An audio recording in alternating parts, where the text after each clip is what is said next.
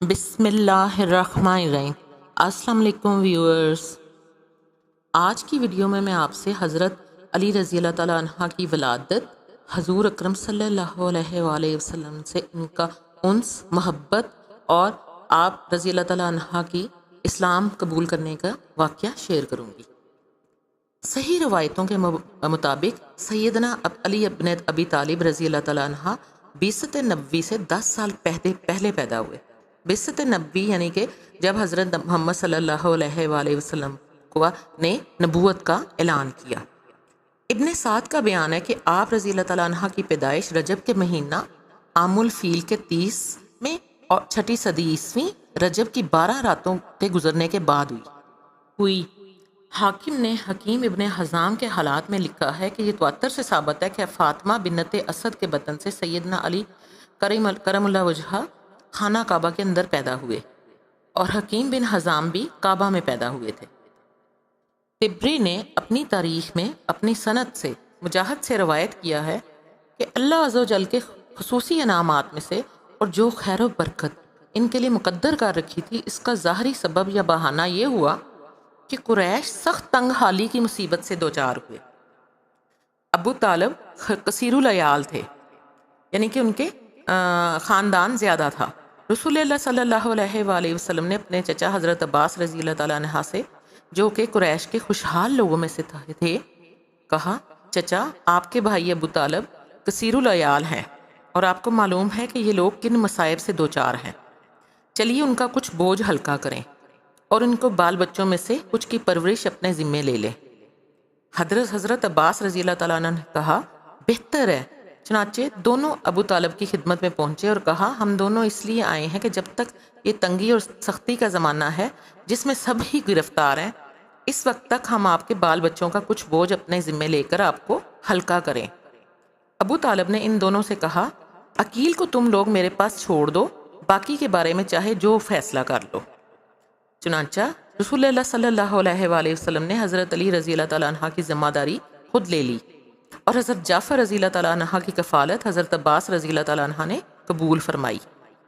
حضرت رضی اللہ تعالیٰ عنہ اس وقت سے رسول اللہ صلی اللہ علیہ وآلہ وسلم سے وابستہ رہے، یہاں تک کہ وہ وقت آیا جب آپ صلی اللہ علیہ وآلہ وسلم کو اللہ تعالیٰ نے نبی بنا کر مبعوث کیا، اور حضرت علی ابن ابی طالب رضی اللہ تعالیٰ عنہ نے آپ صلی اللہ علیہ وآلہ وسلم کا اتباع کیا۔ آپ صلی اللہ علیہ وآلہ وسلم کی صداقت پر ایمان لائے اور تصدیق کی۔ دوسری طرف حضرت جعفر رضی اللہ تعالیٰ عنہ حضرت عباس رضی اللہ تعالیٰ عنہ کی کفالت میں رہے، یہاں تک کہ کفالت کی ضرورت نہیں رہی۔ حضرت علی رضی اللہ تعالیٰ عنہ کے ایمان لانے کا واقعہ کچھ اس طرح ہے کہ ابن اسحاق بیان کرتے ہیں کہ حضرت علی بن ابی طالب رضی اللہ تعالیٰ عنہ ایک مرتبہ ایسے وقت آئے کہ رسول اللہ صلی اللہ علیہ وآلہ وسلم اور حضرت خدیجہ رضی اللہ تعالیٰ عنہ دونوں نماز میں تھے۔ حضرت علی رضی اللہ تعالیٰ عنہ نے کہا، یہ کیا معاملہ ہے؟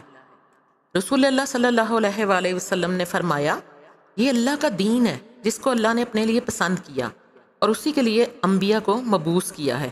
میں تم کو بھی خدائے واحد کی طرف بلاتا ہوں جو تنہا معبود ہے اور اس کا کوئی شریک نہیں ہے۔ حضرت علی رضی اللہ تعالیٰ عنہ نے کہا، یہ وہ بات ہے جس کو میں نے پہلے کبھی نہیں سنا، اور میں جب تک ابو طالب سے ذکر نہ کر لوں کچھ فیصلہ نہیں کر سکتا۔ رسول اللہ صلی اللہ علیہ وآلہ وسلم نے پسند نہیں کیا کہ جب تک علانیہ دعوت اسلام شروع نہ کر دیں یہ راز فاش ہو۔ چنانچہ آپ صلی اللہ علیہ وآلہ وسلم نے فرمایا، اگر تم ایمان نہیں لاتے تو اس کو بھی پوشیدہ رکھو۔ حضرت علی رضی اللہ تعالیٰ عنہ اس رات خاموش رہے اور اللہ تعالیٰ نے ان کے دل میں اسلام ڈال دیا۔ صبح سویرے حضرت رسول اللہ صلی اللہ علیہ وآلہ وسلم کی خدمت میں حاضر ہوئے اور کہا، آپ صلی اللہ علیہ وآلہ وسلم نے مجھے کل کیا دعوت دی تھی؟ رسول اللہ صلی اللہ علیہ وآلہ وسلم نے فرمایا، تم اس بات کی گواہی دو کہ اللہ کے سوا کوئی معبود نہیں ہے، وہ تنہا معبود ہے، اور لات و عزیٰ کا انکار کرو اور اللہ کا کسی کو شریک ٹھہرانے سے بری ہو جاؤ۔ حضرت علی رضی اللہ تعالیٰ عنہ نے کلمہ شہادت پڑھا اور اسلام لے آئے۔ رسول اللہ صلی اللہ علیہ وآلہ وسلم کی خدمت میں اللہ تعالیٰ سے پوشیدہ آیا کرتے تھے اور اپنے اسلام کو رسول اللہ صلی اللہ علیہ وآلہ وسلم کی حسب ہدایت ظاہر نہیں کیا۔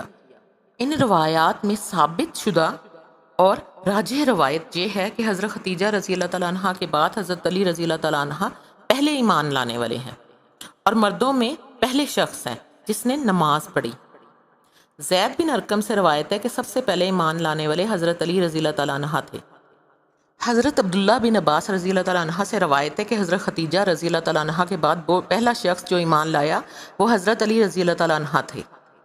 محمد بن عبد الرحمن زرارہ کہتے ہیں کہ علی رضی اللہ تعالیٰ عنہ 9 سال کی عمر میں ایمان لائے۔ مجاہد کہتے ہیں کہ پہلا شخص جس نے رسول اللہ صلی اللہ علیہ وآلہ وسلم کے ساتھ نماز ادا کی وہ علی رضی اللہ تعالیٰ عنہ تھے اور اس وقت ان کی عمر 10 سال تھی۔ حسن بن زید رضی اللہ تعالیٰ عنہ کہتے ہیں کہ حضرت علی رضی اللہ تعالیٰ عنہ نے کبھی بھی بتوں کی پرستش نہیں کی کیونکہ ان کی عمر کم تھی۔ تمام قرائن یہی بتاتے ہیں اور یہی بات فطرت انسانی اور تجربہ و مشاہدہ کے مطابق ہے، اس لیے کہ حضرت علی مرتضیٰ رضی اللہ تعالیٰ عنہ نے رسول اللہ صلی اللہ علیہ وآلہ وسلم کی آغوش تربیت میں آنکھ کھولی اور آپ صلی اللہ علیہ وآلہ وسلم ہی کے سایہ عاطفت میں پروان چڑھے۔ وہ آغوش تربیت جس کو منبع رسالت بننا تھا، وہ سایہ عاطفت جس کا سایہ رحمت ہونا مقدر تھا، وہ پیغام حق جس کو ساری دنیا میں عام ہونا تھا، اس کی موجودگی میں اگر کوئی قوی معنی اور فساد طبیعت نہ ہو جس سے حضرت علی ہر طرح محفوظ تھے، یہ ایک قدرتی بات تھی کہ وہ سب سے پہلے ایمان لائیں۔ بعض محققین نے اور مختلف روایات کو یکجا کرنے والے علماء نے اس طرح جمع کیا ہے کہ اہل بیت و خواتین میں سب سے پہلے ایمان لانے والی حضرت ختیجہ رضی اللہ تعالیٰ عنہ تھی۔ پختہ کار اور پختہ عمر لوگوں میں سب سے پہلے ایمان لانے والے حضرت ابو بکر صدیق رضی اللہ تعالیٰ عنہ تھے اور کم عمر والوں میں سب سے پہلے ایمان لانے والے حضرت علی بن طالب رضی اللہ تعالیٰ عنہ تھے۔ اور یہ بات قرینِ قیاس ہے، خود حضرت علی رضی اللہ تعالیٰ عنہ نے حضرت ابو بکر رضی اللہ تعالیٰ عنہ کے انتقال پر ان کی اولیت کا اظہار و اعتراف کیا ہے۔ ابن اسحاق نے بیان کیا ہے کہ بعض اہل علم بیان کرتے ہیں کہ جب نماز کا وقت آتا رسول اللہ صلی اللہ علیہ وآلہ وسلم کسی مکہ کی کسی گھاٹی میں جا کر عبادت کرتے اور آپ صلی اللہ علیہ وآلہ وسلم کے ساتھ علی ابن طالب رضی اللہ تعالیٰ عنہ بھی اپنے والد، چچا صاحبان اور تمام افراد خانہ سے چھپ کر جاتے اور تمام نمازیں رسول اللہ صلی اللہ علیہ وآلہ وسلم کے ساتھ ادا کرتے اور شام ہو جاتی گھر واپس آتے۔ یہ سلسلہ جب تک اللہ کو منظور تھا جاری رہا۔ ایک دن جبکہ یہ دونوں نماز پڑھ رہے تھے ابو طالب نے دیکھ لیا۔ ابو طالب نے رسول اللہ صلی اللہ علیہ وآلہ وسلم سے پوچھا، عزیز من، یہ کون سا دین ہے جس کی تم پیروی کر رہے ہو؟ آپ صلی اللہ علیہ وآلہ وسلم نے جواب دیا، ام محترم، یہ اللہ کا، اللہ کے فرشتوں کا، اس کے پیغمبروں کا اور ہمارے جد امجد حضرت ابراہیم علیہ السلام کا دین ہے۔ ایک دوسری روایت کے مطابق رسول اللہ صلی اللہ علیہ وآلہ وسلم نے فرمایا، اللہ نے مجھے اپنے بندوں کی طرف رسول بنا کر بھیجا ہے اور چچا جان آپ سب سے زیادہ اس بات کے مستحق ہیں جن کو مخلصانہ دعوت پیش کی جائے۔ ابو طالب نے جواب دیا، اے عزیز، میں اپنے آبا کا مذہب اور ان کے طور طریق نہیں چھوڑ سکتا، لیکن بخدا جب تک میں زندہ ہوں تم کو کوئی غضن نہیں پہنچے گا۔ سیرت نگاروں کا بیان ہے کہ ابو طالب نے اپنے صاحبزادہ علی مرتضیٰ رضی اللہ تعالیٰ عنہ سے کہا، اے بیٹے، یہ کیا مذہب ہے جس پر تم چل رہے ہو؟ انہوں نے کہا، والد صاحب، میں اللہ اور اللہ کے رسول پر ایمان لا چکا ہوں اور رسول اللہ صلی اللہ علیہ وآلہ وسلم کے ساتھ اللہ کی عبادت کرتا ہوں اور ان کی پیروی کرتا ہوں۔ راویوں کا خیال ہے کہ اس کے جواب میں ابو طالب نے کہا، وہ تم کو اچھی بات ہی کی طرف بلاتے ہیں، لہٰذا اس پر قائم رہو۔ جو لوگ حق و صداقت کی جستجو اور اسلام کی طلب میں مکہ آیا کرتے تھے ان کی سیدنا علی ابن طالب رضی اللہ تعالیٰ عنہ مدد اور رہنمائی فرمایا کرتے تھے اور انہیں رسول اللہ صلی اللہ علیہ وآلہ وسلم کی خدمت میں پہنچوایا کرتے تھے۔ اس کام کے لیے اللہ تعالیٰ نے ان کو خاص صلاحیت اور ذہانت بخشی تھی جس میں بنو ہاشم ممتاز تھے۔ حضرت ابو ذر غفاری رضی اللہ تعالیٰ عنہ کے ایمان لانے کے واقعہ کی امام بخاری نے اپنی سند سے حضرت عبداللہ بن عباس رضی اللہ تعالیٰ عنہ سے روایت کی ہے۔ فرماتے ہیں، ابو ذر رضی اللہ تعالیٰ عنہ کو جب بعثت نبوی کی خبر ملی تو انہوں نے اپنے بھائی سے کہا کہ اس وادی کی طرف سوار ہو کر جاؤ اور اس شخص کے بارے میں پتہ لگواؤ جو اپنے آپ کو اللہ کا نبی کہتا ہے اور اس کو یقین ہے کہ اس کے پاس آسمان سے اطلاع آتی ہے، ان کی باتیں سنو اور مجھے آ کر بتاؤ۔ یہ صاحب یعنی ابو ذر رضی اللہ تعالیٰ عنہ کے بھائی چلے اور رسول اللہ صلی اللہ علیہ وآلہ وسلم کی خدمت میں پہنچے اور آپ صلی اللہ علیہ وآلہ وسلم کی باتیں سنی اور واپس آ کر ابو ذر رضی اللہ تعالیٰ عنہ کو بتایا کہ میں نے ان کو دیکھا کہ وہ شریفانہ اخلاق کی تعلیم دیتے ہیں اور ایسی بات کرتے ہیں جو شاعری نہیں ہے۔ ابو ذر رضی اللہ تعالیٰ عنہ نے کہا میں جو معلوم کرنا چاہتا تھا وہ تم نہ بتا سکے۔ پھر انہوں نے از خود زاد راہ تیار کیا اور پانی کا ایک مختصر سا مشکیزہ لیا اور مکہ پہنچ گئے۔ حرم شریف آئے۔ وہ رسول اللہ صلی اللہ علیہ وآلہ وسلم کو پہچانتے نہیں تھے۔ انداز و قیافہ سے آپ صلی اللہ علیہ وآلہ وسلم کو تلاش کرتے رہے یہاں تک کہ رات ہو گئی اور وہ لیٹ گئے۔ حضرت علی رضی اللہ تعالیٰ عنہ نے ان کو دیکھ کر اندازہ کر لیا کہ کوئی باہر سے آنے والے شخص ہیں۔ وہ ان کے پیچھے پیچھے چلے مگر کوئی دوسرے سے بات نہیں کرتا تھا یہاں تک کہ صبح ہو گئی۔ ابو ذر رضی اللہ تعالیٰ عنہ اپنا زادہ راہ اور پانی کا مشکیزہ مسجد حرام میں لے آئے اور پورا دن گزار دیا، اور رسول اللہ صلی اللہ علیہ وآلہ وسلم سے ان کی ملاقات نہیں ہوئی۔ پھر شام آئی، رات ہو گئی، پھر ابو ذر رضی اللہ تعالیٰ عنہ لیٹ گئے۔ حضرت علی رضی اللہ تعالیٰ عنہ ان کے پاس سے گزرے اور فرمایا کہ ابھی تک اس شخص کو اپنے ٹھکانے کا پتہ نہیں چلا کہ وہاں جا کے ٹھہرے۔ پھر ان کو اپنے ساتھ لے کر چلے مگر اب تک ایک دوسرے سے کچھ پوچھا نہیں تھا۔ تیسرے دن بھی ایسا ہی ہوا اور حضرت علی رضی اللہ تعالیٰ عنہ ان کے ساتھ ٹھہرے رہے۔ بالآخر حضرت علی رضی اللہ تعالیٰ عنہ نے کہا کہ آپ بتائیں گے کہ یہاں کیسے آنا ہوا؟ کہا اگر تم عہد کرو اور مجھے قول دو کہ تم میری راہبری کرو گے تو بتاؤں۔ حضرت علی رضی اللہ تعالیٰ عنہ نے یہ شرط قبول کی اور فرمایا کہ بتاؤ کیا چاہتے ہو؟ ابو ذر رضی اللہ تعالیٰ عنہ نے بتا دیا۔ حضرت علی رضی اللہ تعالیٰ عنہ نے کہا یقیناً وہ حق بات ہے اور بلا شبہ وہ رسول اللہ صلی اللہ علیہ وآلہ وسلم ہے۔ جب صبح کو نیند سے بیدار ہونا تو میرے ساتھ چلنا، راستے میں اگر میں نے کوئی خطرہ کی بات دیکھی تو رک جاؤں گا اور جیسے استنجے کے لیے ٹھہر گیا ہوں، اور اگر چلتا رہوں تو میرے ساتھ ساتھ چلے آنا، اور جہاں میں جاؤں تم بھی جانا۔ ابو ذر رضی اللہ تعالیٰ عنہ نے ایسا ہی کیا۔ حضرت علی رضی اللہ تعالیٰ عنہ کے پیچھے پیچھے رسول اللہ صلی اللہ علیہ وآلہ وسلم کی خدمت میں حاضر ہوئے۔ آپ صلی اللہ علیہ وآلہ وسلم کی بات سنی اور اسی وقت اسی جگہ پر ایمان لے آئے۔ اللہ تعالیٰ کے حکم سے جب حضور اکرم صلی اللہ علیہ وآلہ وسلم نے مدینہ کی طرف ہجرت کی تو کفار کے ظلم اپنے عروج پر تھے۔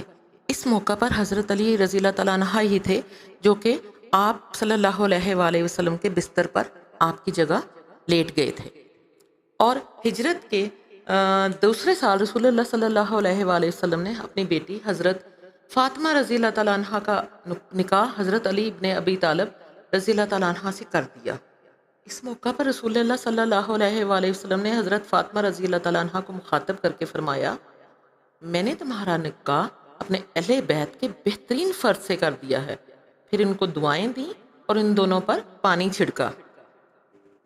محبت اور دلار سے رسول اللہ صلی اللہ علیہ وآلہ وسلم حضرت علی رضی اللہ تعالیٰ عنہ کو ابو تراب کہا کرتے تھے۔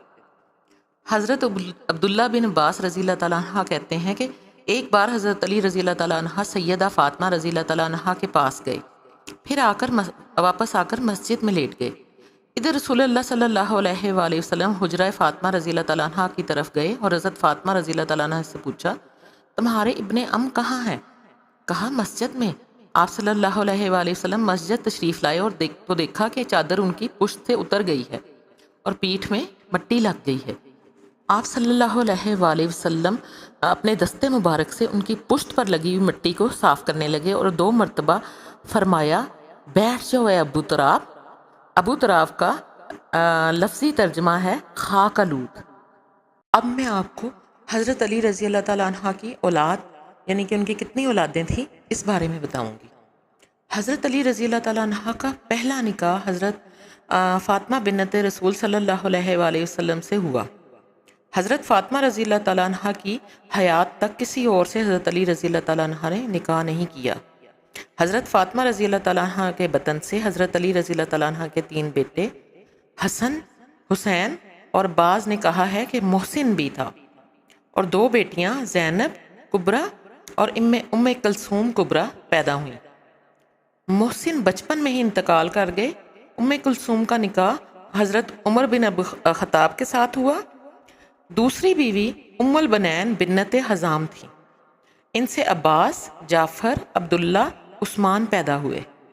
حضرت عباس کے سوا یہ سب کربلا میں شہید ہو گئے تھے۔ تیسری بیوی لیلہ بنت مسعود، ان سے عبید اللہ، ابو بکر پیدا ہوئے، یہ دونوں بھی کربلا میں شہید ہو گئے تھے۔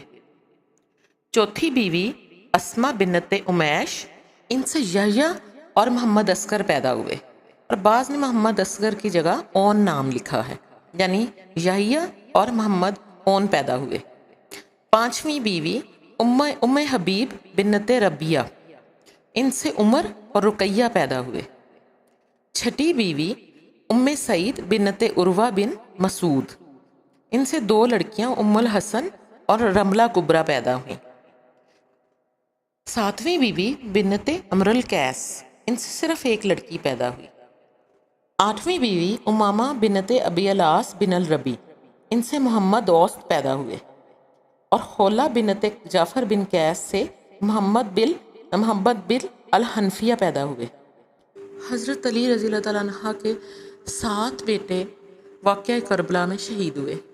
حسین بن علی، عباس بن علی، جعفر بن علی، عبداللہ بن علی، عثمان بن علی، عمر بن علی، ابو بکر بن علی۔ حضرت علی رضی اللہ تعالیٰ عنہ سے منسوب حضور اکرم صلی اللہ علیہ وآلہ وسلم کی چند احادیث یہ ہیں کہ عالم اسلام کے چوتھے خلیفہ حضرت علی رضی اللہ تعالیٰ عنہ کے متعلق حضور صلی اللہ علیہ وسلم نے فرمایا، علی مجھ سے ہیں اور میں علی سے ہوں۔ ایک اور موقع پر آپ صلی اللہ علیہ وآلہ وسلم نے فرمایا، تم سب میں بہترین فیصلہ کرنے والا علی ہے۔ آپ صلی اللہ علیہ وآلہ وسلم نے فرمایا، علی کو مجھ سے وہ نسبت ہے جو ہارون کو موسیٰ علیہ السلام سے تھی۔ میں آپ کو بتاتی چلوں کہ حضرت ہارون حضرت موسیٰ علیہ السلام کے بھائی تھے۔ ایک اور موقع پر آپ صلی اللہ علیہ وآلہ وسلم نے فرمایا، یہ یعنی علی رضی اللہ تعالیٰ عنہ مجھ سے وہ تعلق رکھتے ہیں جو روح کو جسم سے یا سر کو بدن سے ہوتا ہے۔ اب میں آپ کو حضرت علی رضی اللہ تعالیٰ عنہ کی 3 خاص فضیلتیں بتاؤں گی۔ حضرت علی رضی اللہ تعالیٰ عنہ اللہ اور اس کے رسول صلی اللہ علیہ وآلہ وسلم کے سب سے زیادہ محبوب ہیں، یہاں تک کہ مباہلہ کے واقعہ میں حضرت علی رضی اللہ تعالیٰ عنہ کو نفس رسول صلی اللہ علیہ وآلہ وسلم کا خطاب ملا۔ حضرت علی رضی اللہ تعالیٰ عنہ کا عملی اعزاز یہ تھا کہ مسجد میں سب کے دروازے بند ہوئے تو حضرت علی کرم اللہ وجہ کا دروازہ کھلا رکھا گیا۔ جب مہاجرین و انصار میں بھائی چارہ کیا گیا تو حضرت علی رضی اللہ تعالیٰ عنہ کو پیغمبر اسلام صلی اللہ علیہ وآلہ وسلم نے اپنا دنیا و آخرت میں بھائی قرار دیا۔ حضرت علی رضی اللہ تعالیٰ عنہ کی شہادت واقعہ کربلا سے پہلے ہی ہو گئی تھی۔ ایک مسلمان جو کلمہ پڑھتا تھا لیکن اس کے دل میں چوتھے خلیفہ کے لیے بغض بھرا ہوا تھا۔ حضرت علی 19 رمضان المبارک 40 ہجری کو مسجد کوفہ میں تشریف لائے تو عبد الرحمن بن ملجم مسجد میں سو رہا تھا، وہ الٹا لیٹا ہوا تھا، اپنے نیچے اس نے تلوار چھپائی ہوئی تھی جو کہ زہر میں بجھی ہوئی تھی۔ حضرت علی رضی اللہ تعالیٰ عنہ نے اسے کہا، اے ابن ملجم اٹھ جا، نماز کا وقت نکلا جا رہا ہے، نماز ادا کرو۔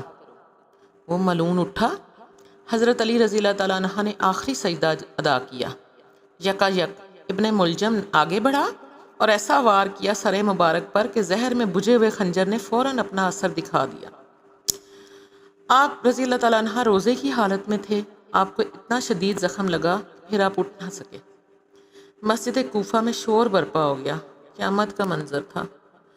تمام چاہنے والے نالہ و فریاد کرنے لگے۔